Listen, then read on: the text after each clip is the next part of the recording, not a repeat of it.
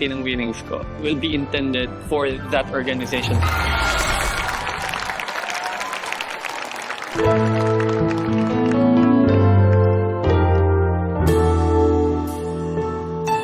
Ipagpatawad mo aking kapangahasan. Binibini ko sana'y maintindihan. Alam kong ngayon lang tayo nagkatagpo, ngunit para lang sa'yo ayaw nang lumayo. Ipagpatawad mo, ako ba'y naguguluhan?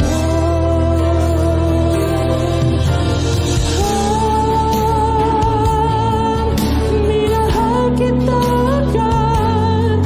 Ipagpatawad mo. Sana na mahal. Ipagpatawad mo.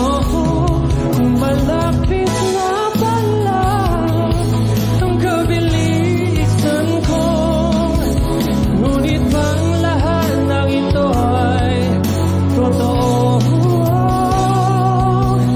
Na na na na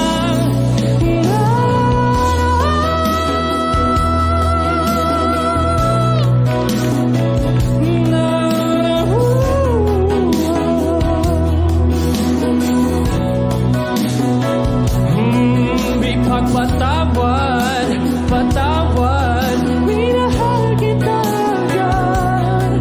Ipagpatawad, patawad, minahal kita agad.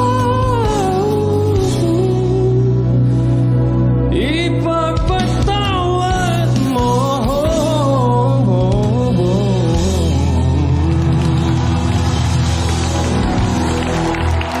Super mega dami. Sandrex! Bakit? Hindi ko alam ano nangyari doon. Hello, Sandrex. How are you feeling? Feeling great. Okay, tanong natin Nakakapilit ang sa ating atin. flash panel. Ano po ang masasabi ninyo? Sige, ako na muna.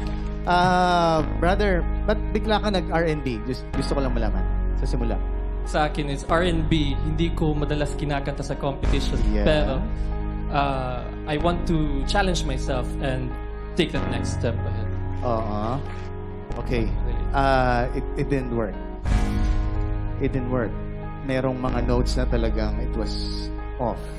Did you know? Yes, I've noticed po. Okay. I am glad that you know. Sayang. Good attempt, pero I don't know what's gonna happen.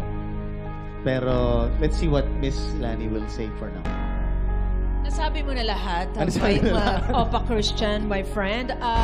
I do appreciate that you took the risk of getting out of your comfort zone when we want to venture into something that is unknown to us. We gotta work on it and be sure that kahit hindi natin alam yun, we have to be sure na at least mabigyan natin ng justice at malagpasan natin yung magiging expectations namin. Yun lang. Thank you. Thank you, Flash Panel, and thank you, Xantrex. Alright. Xantrex, ikaw naman ang magdidesisyon. Ngayon, isa sa kamay mo ba ang pagpili ng makakalaban mo o hahayaan mong randomizer ang pumili? Sino ang pipili, ikaw o randomizer? Ako po ang pipili. Okay! Sinong clasher ang kakalabanin mo? Ang kakalabanin ko po ay si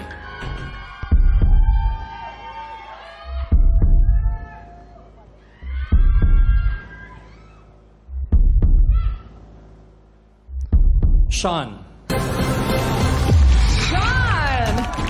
Sean, please join us here.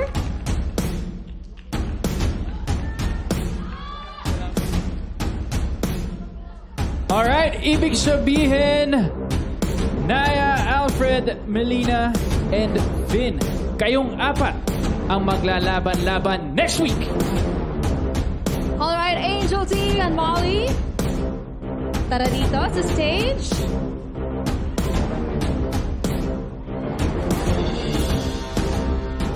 Mula sa inyong apat, ay pipili ang Clash panel ng dalawang makakabalik sa top of the Clash. Ang bottom two ay maglalaban sa matiraang matibay. Isa lang ang maliligtas at ang isa ay magpapaalam na tonight. Sean, ikaw na ang susunod na magpo-perform. Ang palabang performance ni Sean at ang desisyon ng ating Clash panel tutukan yan sa pagbabalik ng The Clash. Isa, laban sa lahat!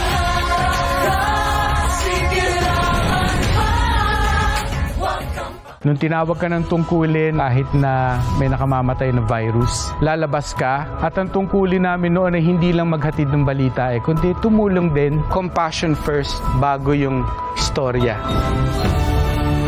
I think meron na po akong fans. Wala pang fanbase pero meron ng fans. Kasi nga, dito, like sa cafe, yung uminom ako ng kape, parang sabi ko, sino ba itong mga tato na yun?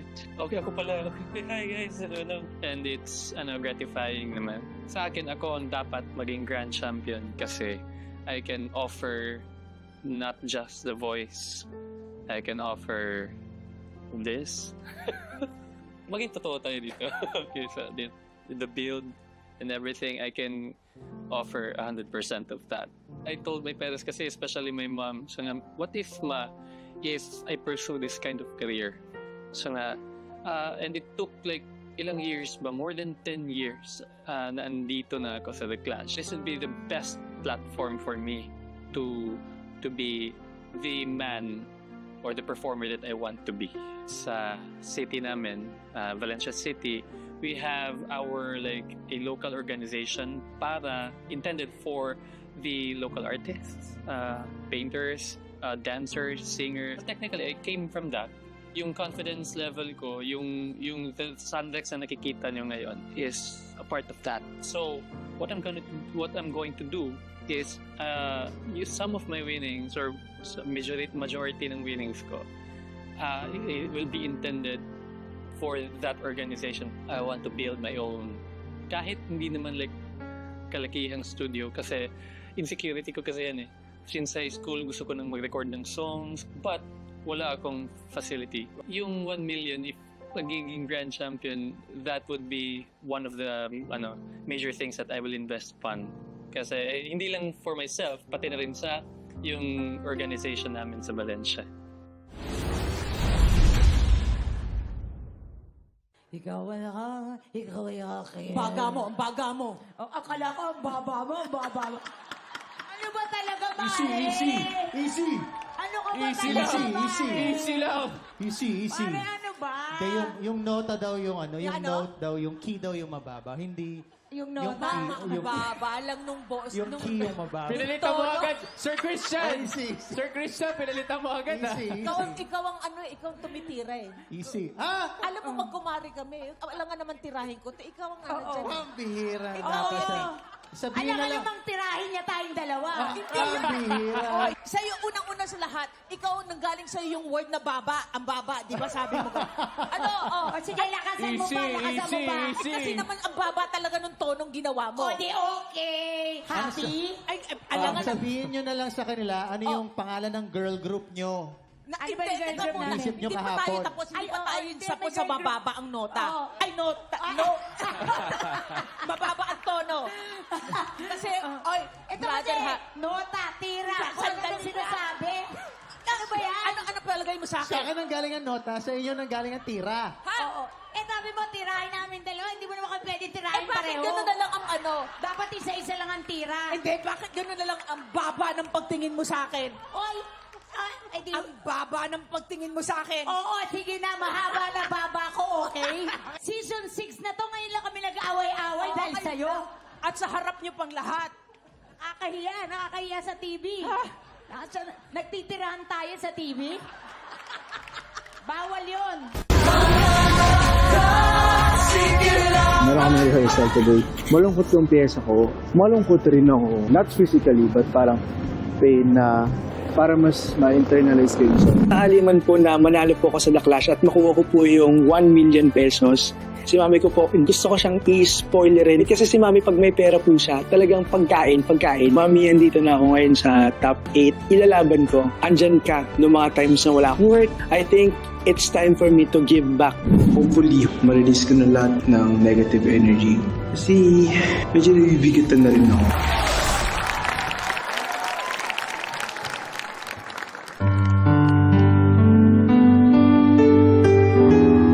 Nais kong magpakalasing dahil wala ka na. Nakatingin sa salamin at nag-iisa.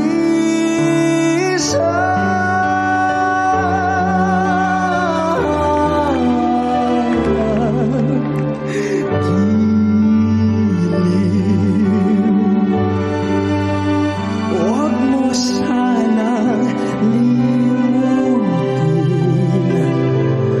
ang mga araw na hindi sana maglaho. Mga anak at bahay nating pinaplano. Lahat ng ito'y nawala nung iniwan mo ko. Kaya ngayon, ibuhos na ang bir sa aking lalamunan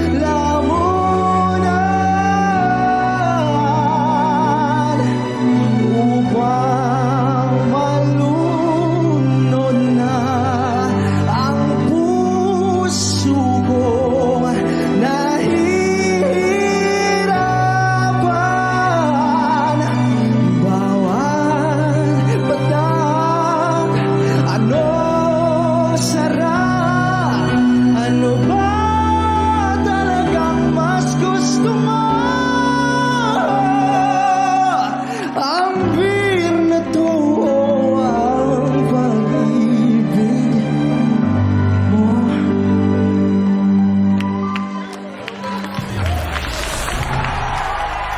Sean! Naglalasing siya eh. Parang ano ba mas masarap? Yung beer o yung pag-ibig? Siya, bakit mo napili yung song na yon? This past few weeks po, medyo binigyan ako ni Lord ng mga challenges in life. Akala ko this past few weeks umiinom ka ng beer. Pakinggan natin ang ating flash Ikaw muna, no? card. Ikaw muna, no? Opa, o ako. Yeah, paano ba? Ngayon lang ako nakarinig ng beer na ballad eh. Pa-order nga muna. Isang bucket.